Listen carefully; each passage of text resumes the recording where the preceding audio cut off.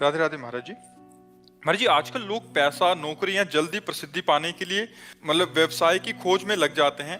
और कुछ समय बाद मतलब जब जीवन में कुछ घटनाएं महसूस करते हैं तो फिर मोह मोह माया लगता है, फिर समझ नहीं आता कि हमारी आत्मिक उद्देश्य क्या है। महाराज जी, हमारी देखो, हम ये बात काट नहीं सकते कि हमको आधुनिक उन्नति भी चाहिए।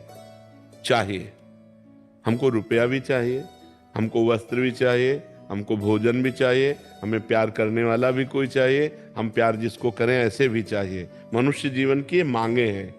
लेकिन अगर हमारा भगवान से विमुख जीवन रहा तो इसकी सत्ता नहीं है, ये टिकाऊ नहीं है। मान लो अभी हमारे प्राण निकलने की बात आ जाए तो ना मेरा शरीर, न मेरा पति, न मेरा पुत्र, न मेरा बैंक बैलेंस, कुछ मेरा नहीं रह जाएगा। हमें अंतिम समय के लिए भी सोचना है। तो जब हम अंतिम समय के लिए सोचकर अभी धर्म से चलेंगे और भजन से करेंगे, भगवान का भजन करेंगे, तो सब हमारा ठीक हो जाएगा। अगर भगवान से विमुख हो गए तो सब गड़बड़ हो जाएगा, हाथ में कुछ नहीं रहेगा। आजकल सब लोगों की जो ये मान्यता है कि हमको किसी भी प्रकार से धन मिलना चाहिए, ये बड़ी हानिकारक है। धन चाहिए पर किसी भी प्रकार से नहीं चाहिए। हम मेहनत की कमाई से हम अपने परिवार का पोषण करेंगे। ये जो शॉर्टकट से जाते हैं ना, वो नष्ट हो जाते हैं, वो सफल जीवन नहीं है। जैसे हम अधर्म करके, चरित्रहीन बन करके, नाना प्रकार के पापाचरण करके धन कमाने की कोशिश करें, हम नष्ट हो जाएंगे। अब 2-4 बार सफल हो सकते हैं, थोड़ा हम एकत्रित भी कर सकते हैं, लेकिन एकदम ऐसा आएगा सब नष्ट हो जाएगा, सब नष्ट हो जाएगा। ऐसे कितने उदाहरण हैं कि पाप के द्वारा बढ़े और मिट्टिया मेट हो गए, जिसे कहते हैं मिट्टी में मिल जाना, मिट्टी में मिल गए। हम कहते हैं दीपक की तरह जलो लेकिन जलते रहो, हाइलोजन की तरह मत जलो कि फ्यूज हो जाओ। एकदम शॉर्टकट में धनी बनने की मत सोचो, धर्म पूर्वक चलो। अगर धर्म पूर्वक नमक रोटी खा रहे हो, तुम्हारा परिवार तुमसे प्यार कर रहा है और शांति है, इससे बड़ा कोई सुख नहीं है। अगर आपके परिवार में कलह है, अशांति है, सब अपने अपने मनमुखी हो, खूब रुपया है, खूब पैसा है, किस काम का? पति उधर जा रहा, पत्नी उधर जा रही, परिवार के सब संबंधों में अविश्वास पैदा हो रहा है, प्रेम नष्ट हो गया, फिर हमारा जीवन किस काम का? इसलिए नाम जप करो, भगवान का आश्रय रखो और मेहनत की कमाई पर विश्वास रखो।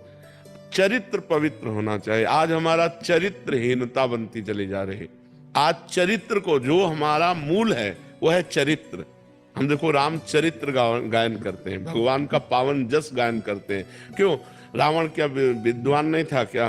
रावण क्या उत्तम कुल ब्राह्मण में नहीं जन्मा था? समझो, उत्तम कुल पुलस्त्य करनाती, लेकिन वो चरित्रहीन था, इसलिए उसे राक्षस कहा गया। हम लोग चरित्रहीनता पर, धन की इतनी महानता बढ़ गई हमारे दिमाग में कि कुछ भी करना पड़े। आजकल बहुत ही धन की प्रधानता, जंजीर पकड़ के खींचा, वो मुंह भरा गिर गए, उसको कोई मतलब नहीं कि उसको क्या लगे। कितनी कठोर वृत्ति हो गई। वो हमारी माँ भी तो ऐसी है, माँ जैसी ही वो तो है। कोई भी स्त्री हो और उसके साथ ऐसा बर्ताव, ये धन की प्राप्ति के लिए देखो राक्षसी भाव आ गया। तनिक भी अंदर दया नहीं, तनिक भी अंदर करुणा नहीं। तो हमें लगता है अपने अपने पदों में, अपने अपने कर्तव्यों में धर्म पूर्वक हम चले। हम नाना प्रकार से जो अधर्म पूर्वक धन आता है उसके द्वारा बड़ा होने की कोशिश न करें। नहीं माना कि आप बड़े होगे। कैसे बड़े होगे? जैसे दो आदमी एक आदमी के हाथ पैर पकड़कर ऊपर ले जा रहे हैं 7वें मंजिल पे, तो वो समझ रहा है कि हमको तो लिफ्ट से भी नहीं जाना पड़ा, दो आदमी, लेकिन वो तुम्हें वहां सुख देने नहीं जा रहे, ऊपर से पटकने जा रहे तुम्हें। ऐसे ही अधर्म का जो पैसा आता है वो ऊपर उठाता है, लेकिन वो सुख देने के लिए नहीं, वो पटकने के लिए, तुम्हारा नाश करने के लिए, तुम्हारा पतन करने के लिए। अधर्म के पैसे से ऐसे डरो जैसे काले सांप से डरा जाता है।